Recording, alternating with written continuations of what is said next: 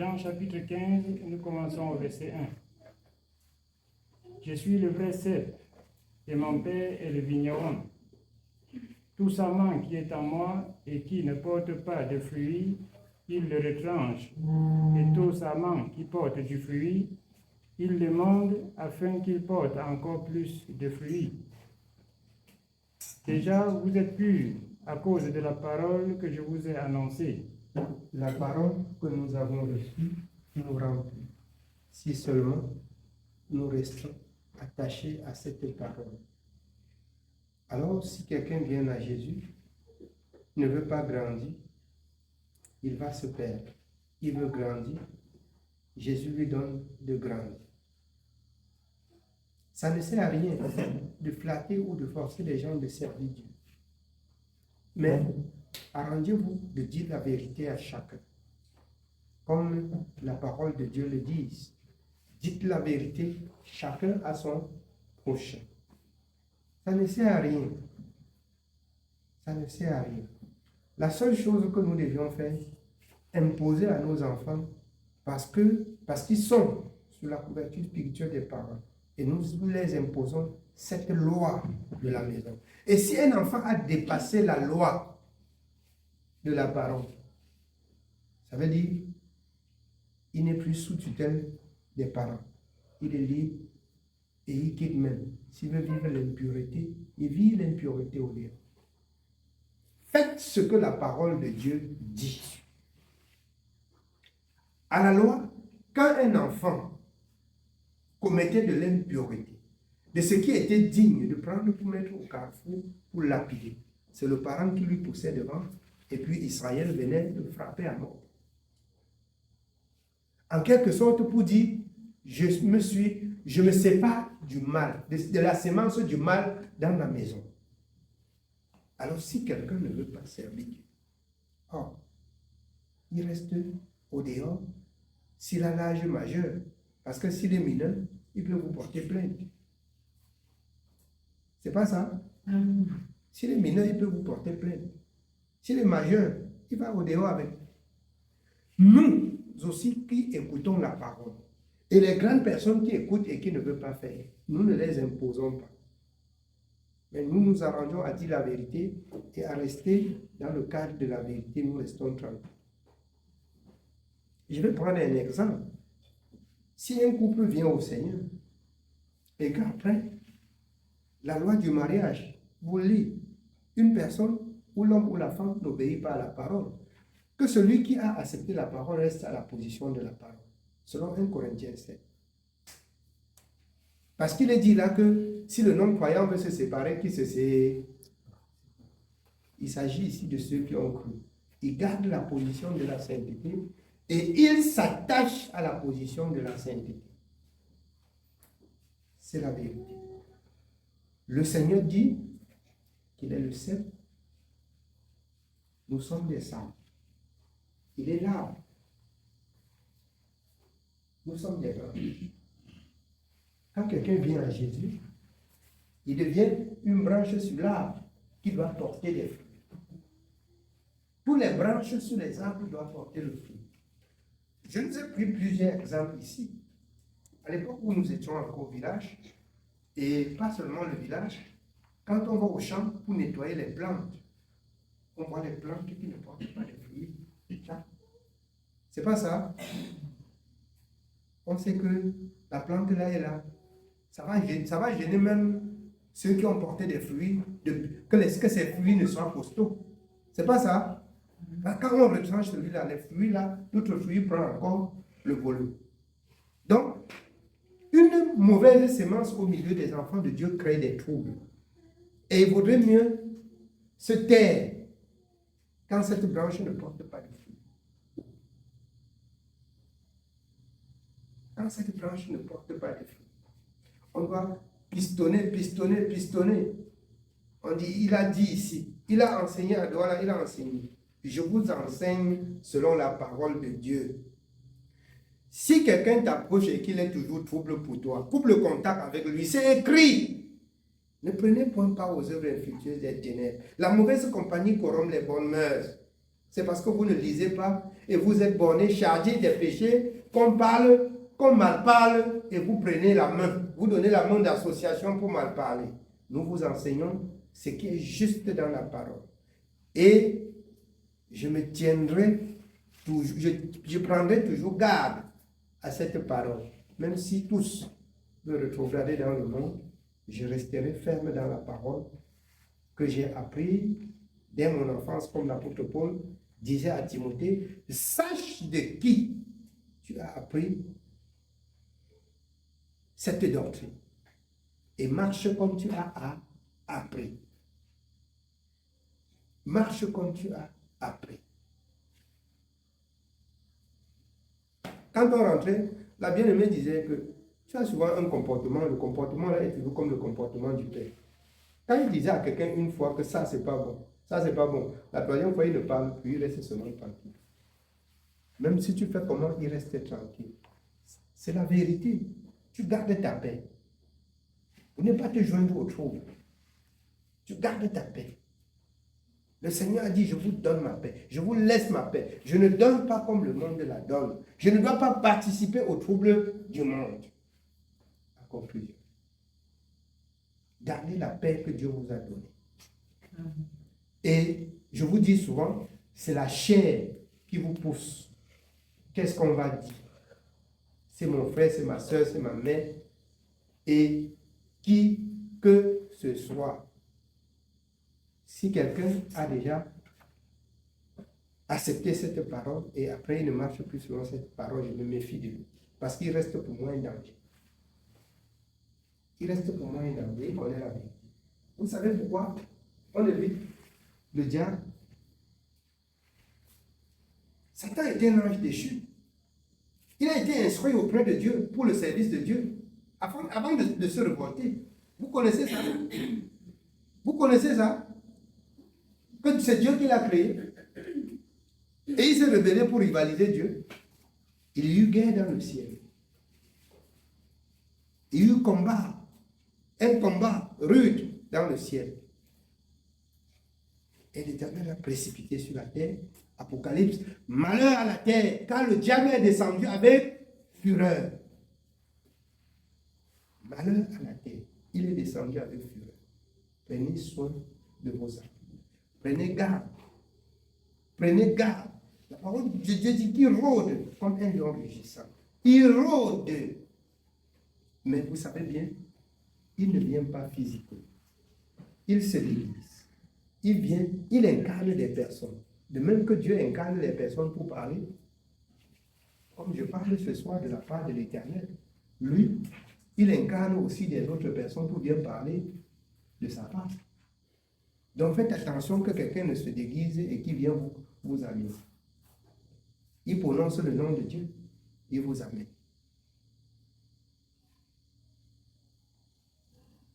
Quand vous allez chez les marabouts, il dit que Dieu seul est fort. C'est ça? Il parle de son petit Dieu. Bien qu'il y ait un seul Dieu et les petits démons que les hommes appellent Dieu, comme c'est écrit dans la parole de Dieu. Il parle de là d'où il est greffé. Amen. Notre Dieu, c'est le Dieu de la justice. Et quiconque fait la volonté du Dieu de la justice observe sa parole. Parce que Dieu est sa parole. Au commencement était la parole était avec Dieu et la parole était Dieu. Dieu, c'est sa parole. Il n'y a personne qui donne gloire à l'Éternel, qui bénit l'Éternel, qui glorifie le nom de l'Éternel et qui ne se retourne pas pour faire la volonté de Dieu selon sa parole. C'est que c'est un rusé. C'est que c'est un agent satanique. Dieu, c'est sa parole. Dieu marche avec sa parole. Je dis ceci afin que personne ne vous séduise, comme l'apôtre Paul dit, par des vains discours. Or, nous ne discourons pas, notre discours, selon l'apôtre Paul dans 1 Corinthiens 4, se repose, s'identifie dans la parole de la vérité. On identifie notre discours dans la parole de la vérité. Car toute sa parole est selon la vérité. Amen. Oui, bien aimé, on continue. Continuons au verset 4. Demeurez en moi et je demeurerai en vous. Demeurez en moi et je demeurerai en vous. Ça veut dire, en conclusion, si tu viens, il est avec toi. Tu te retires de lui, il se retire de toi. 2 Chroniques 15. L'Éternel est avec vous quand vous êtes avec lui. Vous l'abandonnez, il vous abandonne. Ce n'est pas à Dieu à vous suivre, c'est à vous à suivre Dieu. Amen. C'est à nous à suivre Dieu. Ce n'est pas à Dieu à nous suivre. Et quiconque aime le Seigneur, veut servir le Seigneur, fait la volonté du Seigneur selon sa parole. La parole de Dieu dans le cœur de l'homme est plus précieuse que de l'or. La parole de Dieu dans le cœur de l'homme, c'est ce qui fait la vie de l'homme. Amen. Amen. Oui, bien aimé. Comme le sarment ne peut de lui-même porter du fruit s'il ne demeure attaché au cep, ainsi vous ne le pouvez non plus si vous ne demeurez en moi. Alors, s'il y a une branche qui ne reste pas sur l'arbre, regardez le corosonnier là sur la couche. Quand une branche tombe là, elle n'est plus nourrie, elle n'a plus de substance qui peut porter des fruits. Si nous ne demeurons pas attachés au Seigneur, or le Seigneur c'est sa parole. Jean 14, 15, le Seigneur dit, si vous m'aimez, gardez mes commandements. Si nous restons attachés à sa parole, on peut porter des fruits, on peut avoir la connaissance, on peut connaître comment l'ennemi vient, on peut connaître comment l'ennemi se manifeste, et puis on peut se reculer, il passe. On peut instruire les autres, et les autres se reculent, ils passent. C'est notre mission, c'est notre devoir de nous instruire auprès du Seigneur et d'instruire ceux qui nous observent et qui nous écoutent. Amen. Oui. Continuons au verset 5. Je suis le cep, vous êtes le sarment. Celui qui demeure en moi et en qui je demeure porte beaucoup de fruits, car sans moi vous ne pouvez rien faire. Celui qui demeure en lui et en qui il demeure porte beaucoup de fruits, car sans lui, nous ne pouvons rien faire. Tu sais Dieu sans t'attacher à la parole de Dieu. Tu sais Dieu sans demeurer dans la parole de Dieu. Mon frère, ma soeur, tu marches pour rien. Et je crains que nous, qu'il n'arrive pas que nous travaillons pour rien. Que nous passons la journée à nous casser et on rentre le soir. Pour exhorter que le peuple de Dieu se fortifie pour lui. Que le Seigneur nous donne et donne à tout un chacun. Que chaque chose qu'il fait qui s'identifie dans la parole. Identifions-nous dans la parole. Amen. Nous sommes au verset 6. Si quelqu'un ne demeure pas en moi, il est jeté dehors comme le sarment et il sèche. Puis on ramasse les sarments, on les jette au feu et ils brûlent. Si vous demeurez en moi et que mes paroles demeurent en vous, demandez ce que vous voudrez et cela vous sera accordé. Écoutons bien ceci. Si nous demeurons en lui et que ses paroles demeurent en nous, demandons ce que nous voudrions et cela nous serait accordé. Je vous dis en toute vérité, ce que nous devions demander, nous demandons selon la parole.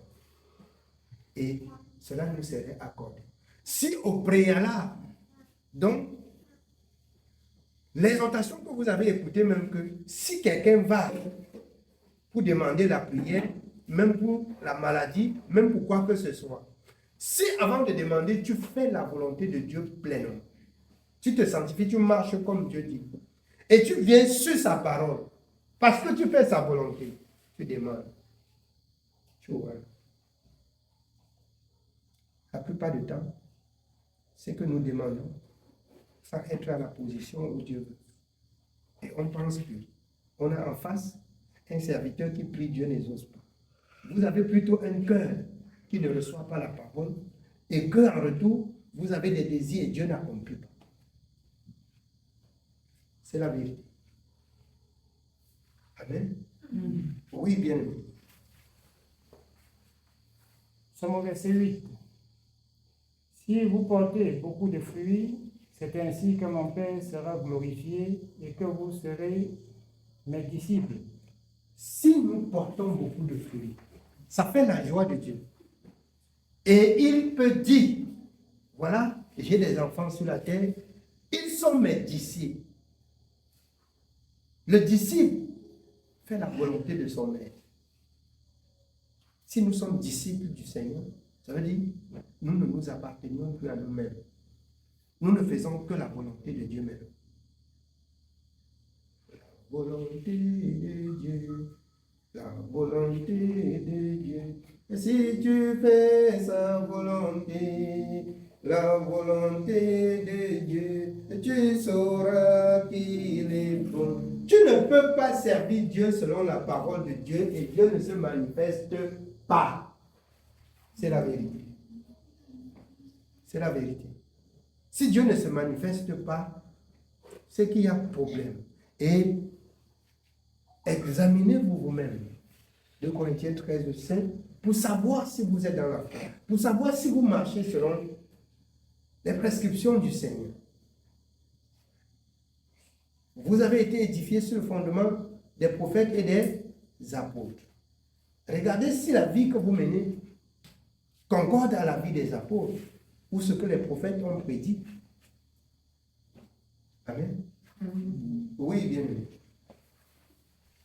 Continuons au verset 9. Comme le Père m'a aimé, je vous ai aussi aimé. Demeurez dans mon amour. Comme le Père l'a aimé, il nous a aussi aimés.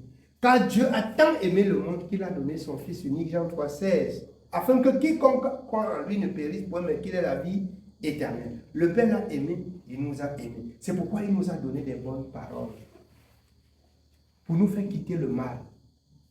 C'est pourquoi il nous a toujours instruits, selon la voie que nous devions suivre, pour échapper au jugement dernier, pour échapper les pièges de l'ennemi. Vous avez appris l'autre jour, dans le livre de Proverbes, recevez mes instructions, je vous donne du bon conseil. J'étais un fils tendre auprès de mon père. Il me disait, écoute mes conseils et garde. Un fils unique. Il s'agit de Jésus. Et il est venu nous donner le même conseil. Par moments, on chevauche. On va ça et là. On danse. Après, on rentre. Oh Éternel, souviens-toi que je suis faible. J'ai envie de dire que tu étais à côté de moi avec ce genre de prière. Moi là, l'esprit de faiblesse là, ça ne m'atteint pas. Vous avez reçu un esprit de force et de puissance. Je suis fort, oh oui, plus que vainqueur par le sang de Jésus, mon sauveur. Je suis fort. Alors, pour vous qui appelez la faiblesse tous les jours, moi je ne suis pas faible. Je ne suis pas faible. Donc toi tu comprends, il dit, oh Seigneur, tu sais que l'esprit est disposé, mais le cœur, la chair est faible. La chair qui est faible là, c'était pour Judas. La chair faible là était pour Judas, je ne suis pas Judas. Amen. Je ne suis pas Judas. Je ne suis pas Judas. J'ai reçu le pouvoir de mon Dieu, la force de mon Dieu. Je vous ai donné un esprit de force et de puissance. J'ai reçu de mon Dieu cette autorité. Et l'ennemi ne pourra plus me vaincre. Luc 10, 17, 18.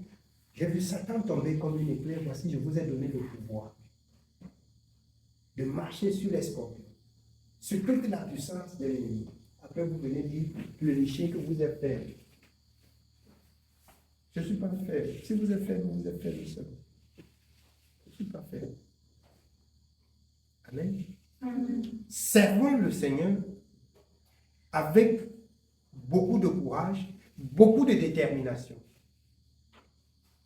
Bien sûr, selon la justice de sa part. C'est ce qui fait la force du croyant. L'obéissance à la parole fait la force du croyant. Amen.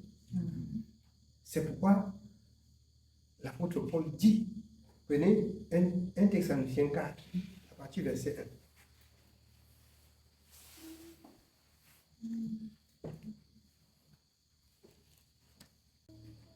1. 1 Thessaloniciens chapitre 4, nous commençons au verset 1. Au reste, frères, puisque vous avez appris de nous comment vous devez vous conduire et plaire à Dieu, et que c'est là ce que vous faites, nous vous prions et nous vous conjurons au nom du Seigneur Jésus de marcher à cet égard de progrès en progrès.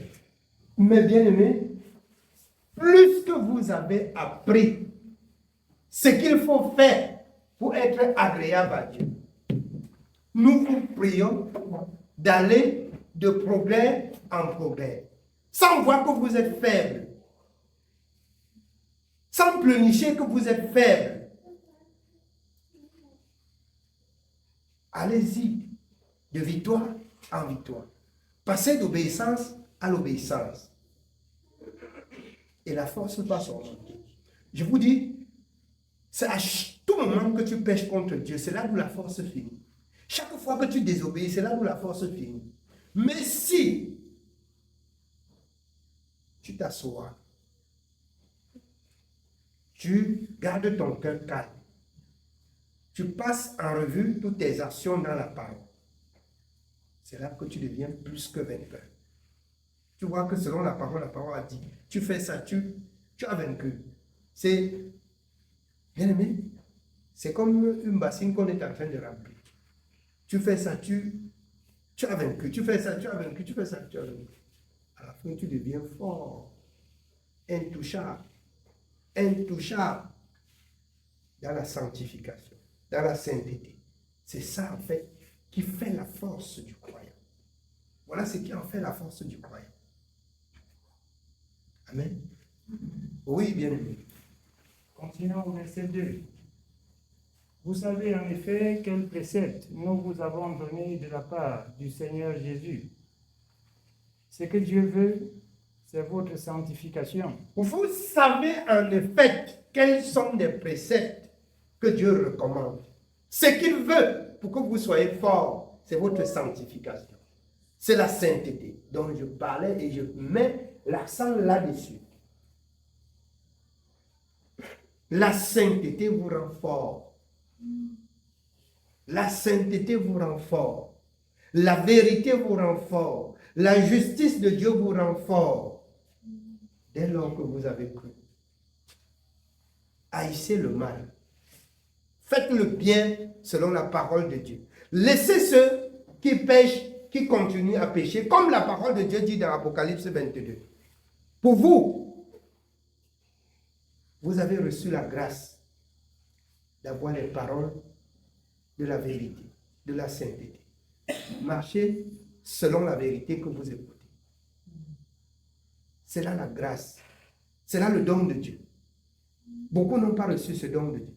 Beaucoup sont au dehors, ils marchent et n'ont pas reçu ce don, cette grâce venant de l'Éternel pour la bonne parole.